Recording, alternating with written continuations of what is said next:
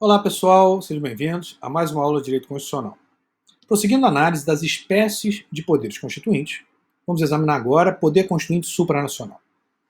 A ideia de um poder constituinte que fique acima dos poderes nacionais. Essa ideia de um poder constituinte supranacional, ela surge com a necessidade de se criar um sistema internacional de proteção à pessoa humana que não fique na dependência das constituições nacionais.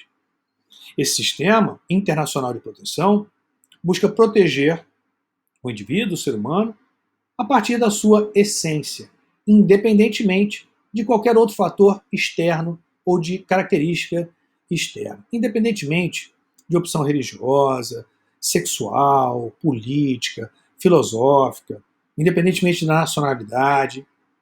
É um sistema internacional, que pode ser universal ou regional, que fica acima das constituições nacionais, por isso, supranacional. Haveria aqui um poder constituinte para criar esse sistema internacional de proteção à pessoa humana. Essa ideia ganha muita força no pós-Segunda Guerra Mundial. No pós-Segunda Guerra Mundial, se viu a necessidade de não ficar limitado à proteção de cada país, de cada estado. De não ficar limitado à proteção ao ser humano às constituições nacionais. Seria necessário, como ficou demonstrado da pior maneira, com a Segunda Guerra Mundial, um sistema que limite, inclusive, os poderes soberanos, sempre com a intenção de garantir uma proteção ao indivíduo a partir da sua natureza, a partir da sua condição humana. Nós vamos agora destacar aqueles principais pontos em relação ao poder constituinte supranacional. Vamos analisar ainda o procedimento de incorporação dos tratados internacionais no sistema jurídico brasileiro. Vamos discutir também o status hierárquico dos tratados internacionais de direitos humanos no Brasil. Temos agora as características principais, aqueles principais elementos quanto ao poder constituinte supranacional. O poder constituinte supranacional, como falado, tem por base essa ideia de um direito comunitário. De um direito comunitário que alcance todos os países. Então você tem aqui um processo de ampliação dos sistemas jurídicos que até então se limitavam ao âmbito nacional, agora alcançando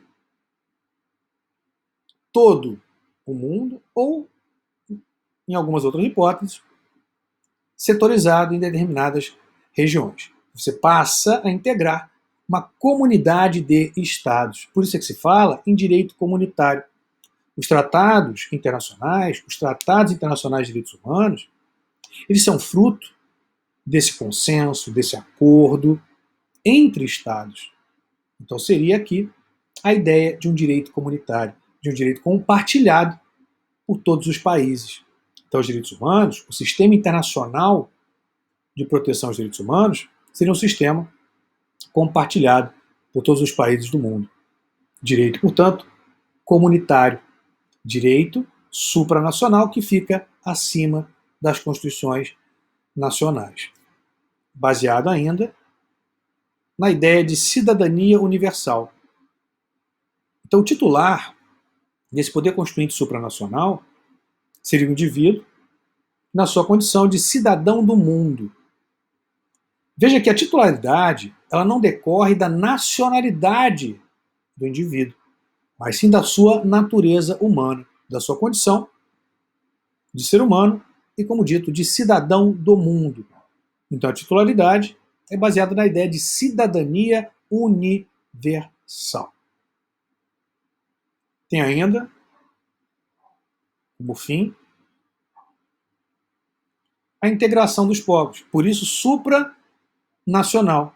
Busca-se um sistema globalizado de proteção à pessoa humana. A integração, portanto, dos povos, dos países, das diversas culturas, em nome de um sistema global, de um sistema internacional de proteção.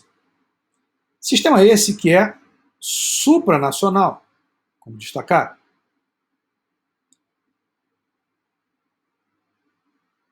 Sendo esse sistema supranacional, é necessário uma releitura da própria ideia de soberania.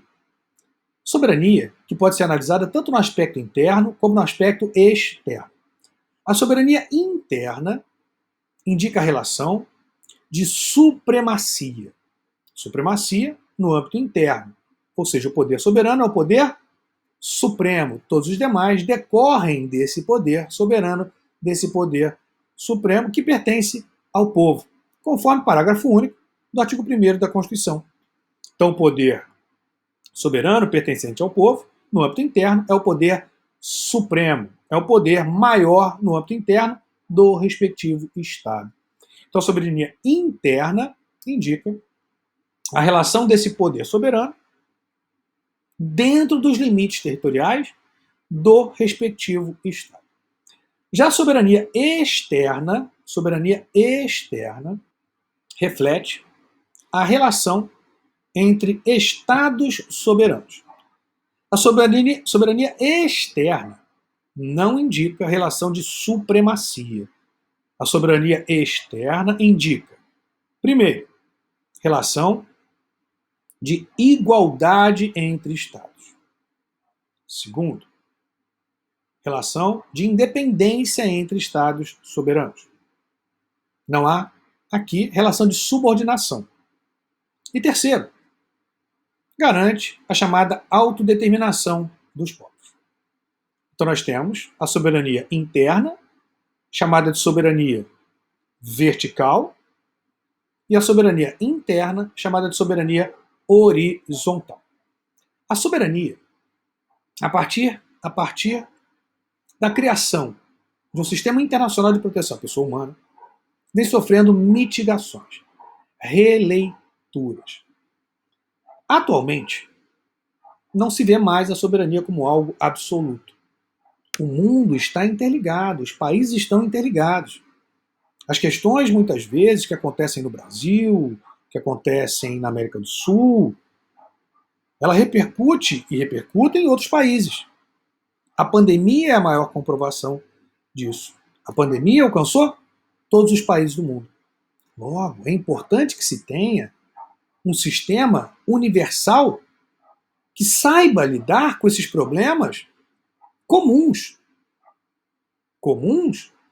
a mais de um país, que afetam populações diversas, de localidades distintas. Então é necessário que se tenha um sistema jurídico internacional, supranacional, que possa lidar com essas questões internacionais, com essas questões que afetam mais de um país e com essas questões relativas à proteção do ser humano. A partir dessa nova ideia, se propõe uma releitura do conceito de soberania. Então, soberania não seria, como falado, algo ilimitado de forma absoluta. A soberania sofreria limitações.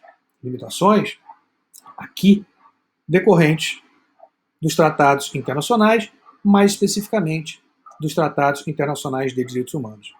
Então, os tratados internacionais de direitos humanos, eles funcionariam como verdadeira limitação aos poderes soberanos. Então não poderia, por exemplo, um Estado soberano, simplesmente porque é um Estado soberano, editar uma Constituição e estabelecer naquele respectivo Estado a escravidão. Seria legítimo, por exemplo, no Brasil, uma nova Assembleia Constituinte, restabelecendo a escravidão no nosso sistema, em nome de uma possível soberania? Óbvio que não. O Brasil certamente ia sofrer retaliações que poderiam ir de embargos econômicos, comerciais, até mesmo, em casos extremos, justificando uma intervenção internacional naquele respectivo país. Seria possível, por exemplo, através de manifestação do poder constituinte originário, implementarmos, institucionalizarmos a tortura no Brasil? Eu sei que muitos querem, mas não. O Brasil ia sofrer pressão, sanções internacionais. Porque o sistema internacional de proteção à pessoa humana, ele já aboliu a escravidão, ele veda e proíbe a escravidão. Claro que sistemas nacionais também já o fizeram. A questão é a possibilidade ou não de restabelecer. O sistema internacional, existem tratados internacionais que combatem, por exemplo, o trabalho escravo. Tratados internacionais contrários à tortura.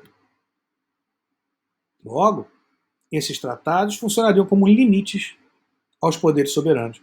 A soberania passaria por uma releitura, uma reinterpretação, não mais entendida como um poder ilimitado, mas sim um poder soberano, que sofre limitações decorrentes, no ponto aqui estudado, decorrentes de tratados internacionais de direitos humanos, decorrentes do sistema internacional de direitos humanos. Uma vez não respeitado, como falado, pode dar margem a sanções internacionais, sanções comerciais, embargos e até, como falado, em situações extremas, justificar uma intervenção internacional. Então, vimos aí as principais características e elementos desse poder constituinte supranacional. Nós vamos examinar agora o processo de incorporação dos tratados internacionais de direitos humanos no sistema jurídico brasileiro. Então, nós vamos examinar o processo de incorporação dos tratados internacionais de direitos humanos no sistema jurídico brasileiro. Nós vamos fazer uma análise em dois momentos, em duas etapas. Primeira etapa, processo ou procedimento de incorporação dos tratados internacionais de direitos humanos anteriores à emenda 45. Depois, vamos analisar o procedimento de incorporação dos tratados internacionais de direitos humanos pós-emenda 45. Então vamos ver como era antes da emenda 45 e como ficou com a emenda 45. Uma primeira observação é importante. O processo de incorporação dos tratados é um processo subjetivamente complexo. Significa que a incorporação de tratados internacionais ao nosso sistema jurídico vai depender de manifestação do Poder Executivo conjugada com aprovação, com referendo do Poder Legislativo. Então, o procedimento de incorporação é um procedimento, como falado, subjetivamente complexo. Podemos indicar, primeiramente, dois dispositivos constitucionais importantes que revelam esse procedimento subjetivamente complexo. Vamos, primeiramente, ao artigo 84, inciso 8 da Constituição, diz lá: compete privativamente ao Presidente da República, inciso 8, celebrar tratados, convenções e atos internacionais sujeitos a referendo do Congresso Nacional. Então, grife referendo do Congresso Nacional. Faça uma remissão. Dê uma olhada se a sua Constituição já tem. Algumas Constituições já têm essa remissão. Se tiver, você não precisa fazer novamente. Tá? Então, grife, sujeitos a referendo do Congresso Nacional, e faça uma remissão ao artigo 49, inciso 1 da Constituição. Então, grife, sujeitos a referendo do Congresso Nacional, e faça a remissão ao 49, inciso 1 da Constituição. Vamos lá no 49, inciso 1? Diz lá: é da competência exclusiva do Congresso Nacional, inciso 1, resolver definitivamente sobre tratados, acordos ou atos internacionais que acarretem encargos ou compromissos gravosos ao patrimônio nacional. Então, o procedimento de incorporação dos tratados, como falado, é um procedimento subjetivamente complexo. Depende da conjugação de vontades do Presidente da República, chefe do Poder Executivo, atuando como chefe de Estado, e do Poder Legislativo, a quem cabe referendar tratado. Visto que se trata de um procedimento subjetivamente complexo, vamos agora ingressar propriamente na análise do procedimento de incorporação desses tratados. Aqui nós temos no quadro, eu vou sair um pouquinho da imagem para vocês poderem ler a tela toda, tá? Nós temos aqui processo de introdução dos tratados internacionais de direitos humanos no Brasil. Processo ou procedimento anterior à emenda 45. E procedimento posterior à emenda 45. Bom, o processo de incorporação dos tratados pode ser dividido em 3 fases.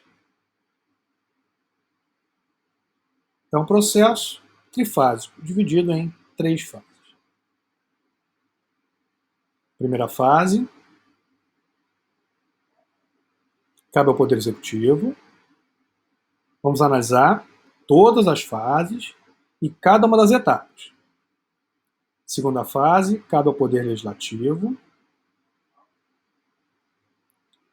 E terceira fase, novamente, ao Poder Executivo.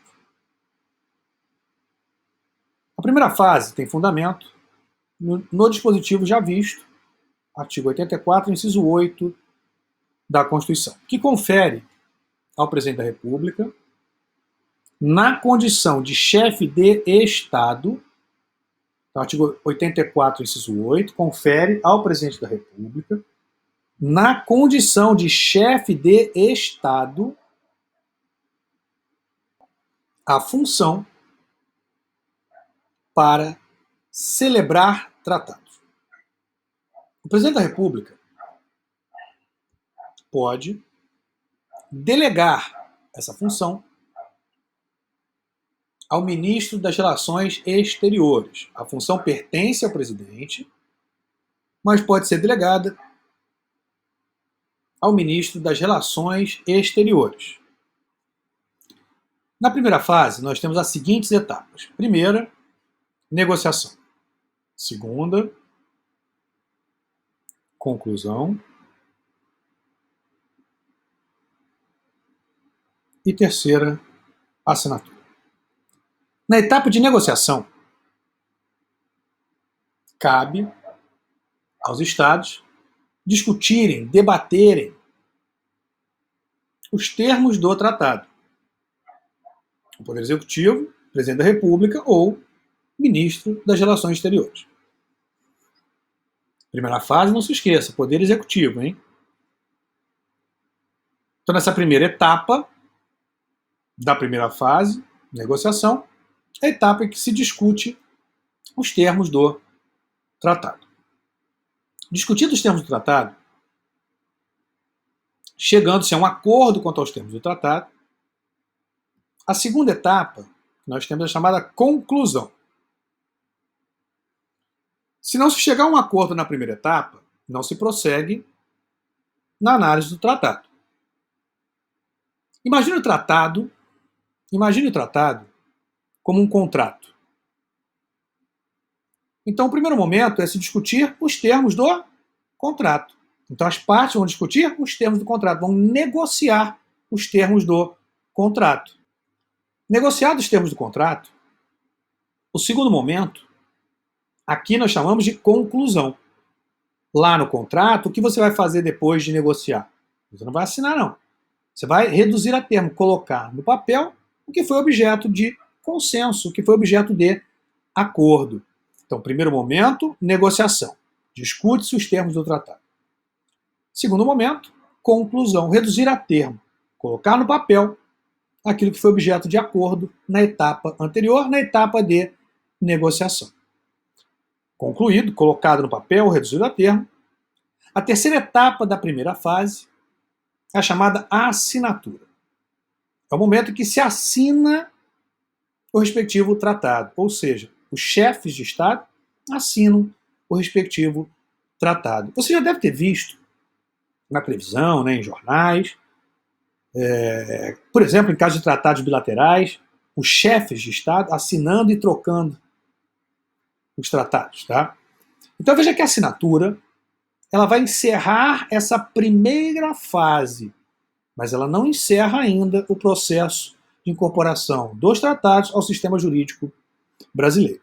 A assinatura ela não obriga o país à observância do tratado. A assinatura ela gera mera expectativa de que o tratado poderá ser ratificado. A assinatura, repito, não gera qualquer obrigatoriedade em relação à observância do tratado. Ela gera mera expectativa de que aquele tratado poderá ser ratificado.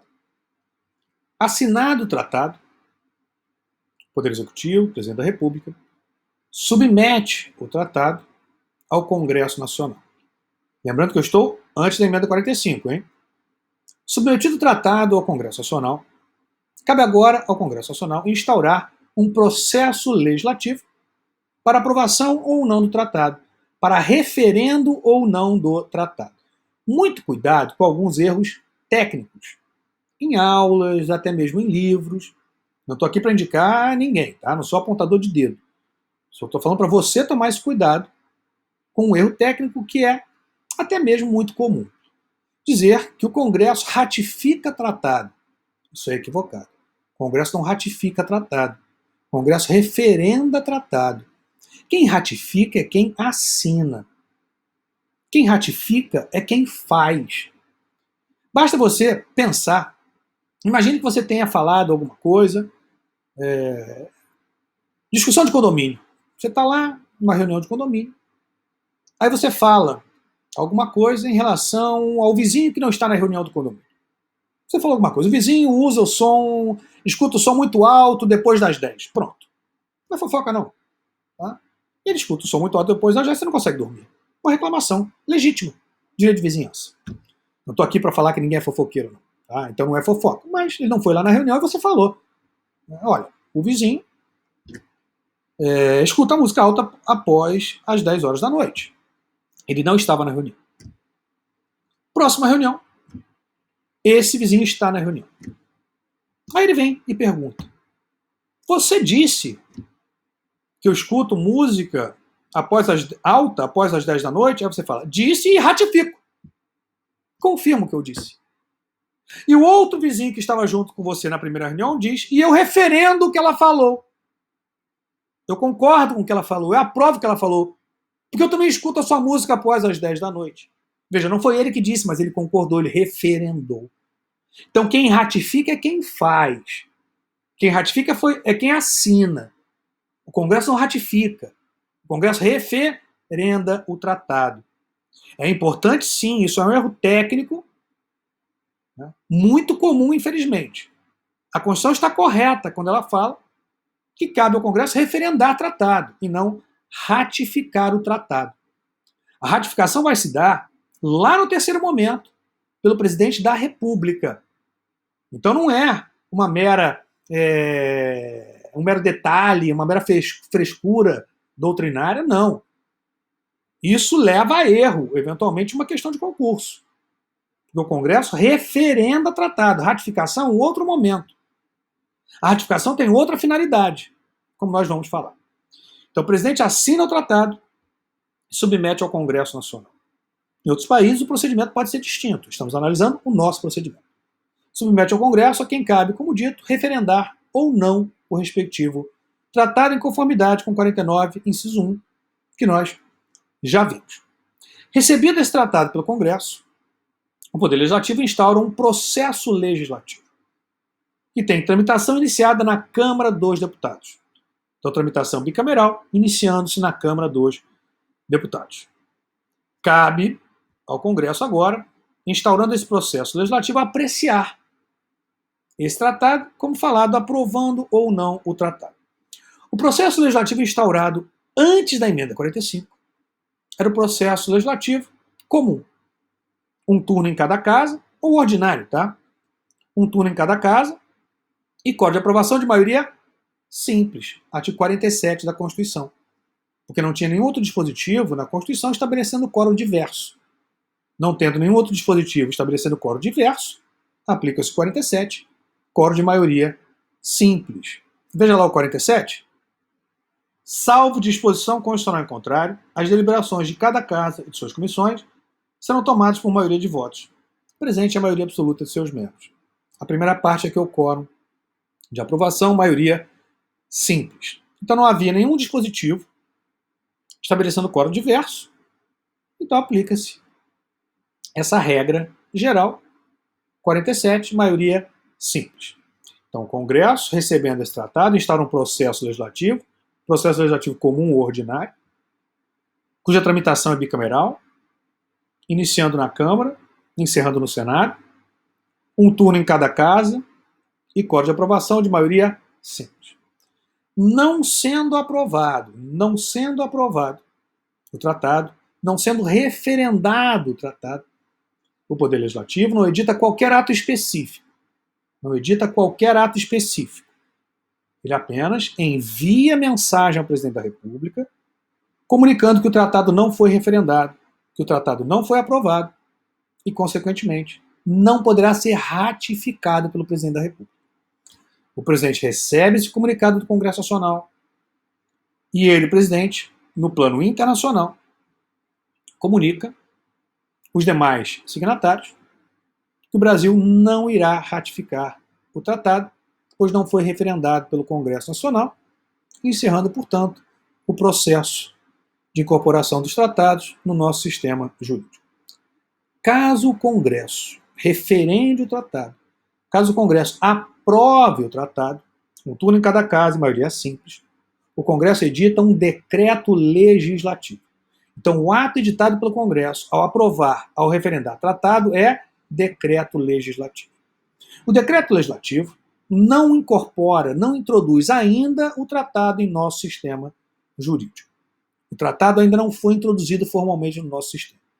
Não se encerra com a edição do decreto legislativo, referendando o tratado, aprovando o tratado, não se encerra o processo de incorporação dos tratados. Editado o decreto legislativo, referendando o tratado, a questão retorna ao Poder Executivo, retorna ao Presidente da República.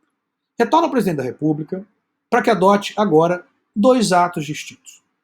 Um que gera efeito no plano internacional e outro que vai gerar efeito no plano interno. No plano internacional, cabe ao presidente ratificar o tratado. A ratificação ela vai se dar através da chamada troca ou depósito. Troca no caso de tratados bilaterais. Depósito no caso de tratados multilaterais. Depósito ocorre, se dá, como dito, em caso de tratados multilaterais, onde você não tem a troca entre as partes, mas sim as partes depositando o instrumento de ratificação no órgão responsável pelo seu recebimento. Normalmente, as secretarias desses órgãos internacionais. Secretaria-Geral da ONU, Secretaria-Geral dos Estados Americanos. Então você tem normalmente um órgão dessas entidades internacionais responsável por receber esse instrumento de ratificação chamado depósito. Como falado, sendo tratado bilateral, você tem a troca. A ratificação se faz através da troca entre os dois pactuantes. A ratificação, ela gera efeitos no plano internacional. Ela passa a obrigar o país a observar o tratado no plano internacional. Porém, a ratificação não incorpora o tratado formalmente ao nosso sistema jurídico. É necessário que o presidente da República edite um decreto. Decreto editado pelo presidente, com fundamento no 84, inciso 4, parte final, que tem por fim, primeiro, promulgar o tratado, ou seja, incorporar o tratado formalmente ao nosso sistema jurídico. Segundo, dar publicidade no âmbito interno ao tratado incorporado ao nosso sistema. E terceiro, garantir a executoriedade do tratado no âmbito interno. Nós temos tudo isso que foi dito aqui no quadro para vocês. Então veja lá. Primeira fase, Poder Executivo, negociação, conclusão e assinatura. Segunda fase, Poder Legislativo, 49, inciso 1. Processo legislativo comum ou ordinário. Um turno de discussão e votação em cada casa do Congresso. Quórum de aprovação de maioria simples. Aprovado. Edita-se um decreto legislativo. Exemplo. Decreto legislativo, número 27 de 92, que referendou o Pacto de São José da Costa Rica. Muita atenção, pois se você procurar na sua legislação esse decreto, lá no seu código, no seu vademécum, você não vai achar esse decreto legislativo. Porque não é esse decreto legislativo que incorpora o tratado formalmente ao sistema jurídico. Então, editado esse decreto legislativo, então a questão sai lá do Executivo para o Legislativo e do Legislativo para o Executivo novamente. cabendo agora ao presidente da República, como destacado, adotar duas medidas. Uma primeira, no plano internacional, a chamada ratificação, que pode se dar via depósito para tratados multilaterais ou troca para tratados bilaterais. Já no plano interno, artigo 84, inciso 4, parte final, cabe ao presidente editar um decreto, é chamado de decreto promulgador, que terá como efeitos promulgar, publicar e dar executoriedade ao tratado no âmbito interno. Exemplo, Pacto de São José da Costa Rica. Decreto 678 de 92, que foi o ato que incorporou formalmente esse tratado no nosso sistema jurídico. Veja agora a decisão do STF quanto a esse procedimento que estamos agora analisando. O STF. O exame da vigente Constituição permite constatar que a execução dos tratados internacionais,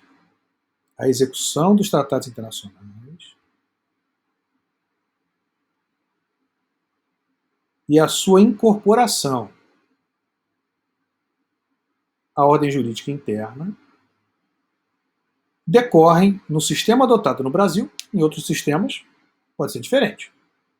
Decorre de um procedimento subjetivamente complexo, um ato subjetivamente complexo, resultante da conjugação de duas vontades homogêneas, a do Congresso Nacional, que resolve definitivamente, mediante decreto legislativo, olha o decreto legislativo aqui, sobre tratados, acordos ou atos internacionais, e a do Presidente da República, que além de poder celebrar esses atos de direito internacional, também dispõe, enquanto chefe de Estado, que é, de competência para promulgá-los mediante decreto. Então veja, decreto legislativo lá em cima, e aqui decreto, hein? O iter procedimental de incorporação dos tratados internacionais, superadas as fases prévias de celebração da Convenção Internacional, de sua aprovação pelo Congresso, Congressional e da ratificação pelo chefe de Estado, conclui-se. Aqui, nós temos a terceira fase. Conclui-se com a expedição pelo Presidente da República de decreto. Então, expedição pelo Presidente da República de decreto. De cuja edição derivam 3 efeitos básicos desse decreto editado pelo Presidente da República. Hein? Primeiro efeito, A. Promulgação do Tratado Internacional. Promulgação do Tratado, leia-se, incorporação formal do Tratado ao nosso sistema jurídico. B. Publicação oficial do seu texto. Dar conhecimento à sociedade do novo ato já incorporado ao sistema jurídico. E C. Executoriedade do ato internacional que passa então, olha aqui, e somente então a vincular e a obrigar no plano do direito positivo interno. Vimos o procedimento de incorporação dos tratados antes da emenda 45. Vamos fechar esse bloco, voltando no próximo bloco, prosseguindo na análise do procedimento de incorporação dos tratados pós-emenda 45. Vamos tomar uma aguinha rapidinho e já voltamos.